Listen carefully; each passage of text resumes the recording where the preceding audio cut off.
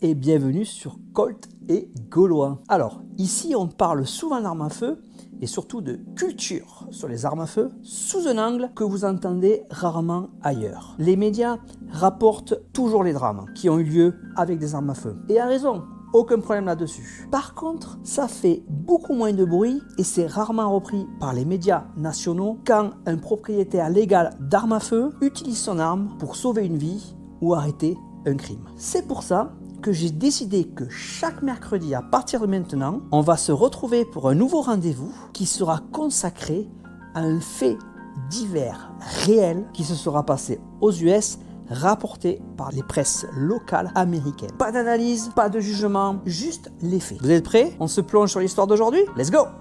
Le 26 juillet 2025, à Traverse City, dans le Michigan, aux US, un sans-abri a commencé à attaquer des clients dans un Walmart sans provocation. L'homme était armé d'un couteau pliant et a réussi à blesser rapidement 11 personnes, dont certaines âgées de 70 à 80 ans, avant qu'un groupe de clients n'intervienne et ne parvienne à l'immobiliser. Une vidéo prise par un témoin montre l'un de ses clients, un ancien marine à la retraite, porteur légalement de son arme en tant que citoyen, sortant son arme et obligeant l'agresseur présumé à lâcher son couteau. Le citoyen armé l'a ensuite tenu en respect jusqu'à ce que la police puisse intervenir. Le héros a plus tard déclaré aux journalistes qu'il n'avait pas pensé à autre chose qu'à désamorcer la situation. « Je n'ai pensé à rien d'autre que d'éloigner les gens et d'isoler l'homme pour qu'il lâche son arme. » Il a également décrit le courage de notre client qui affrontait le suspect, ajoutant « La seule chose qui me séparait de l'autre monsieur et qui a fait que j'ai pu réussir, c'était que je portais une arme. » Le sans-abri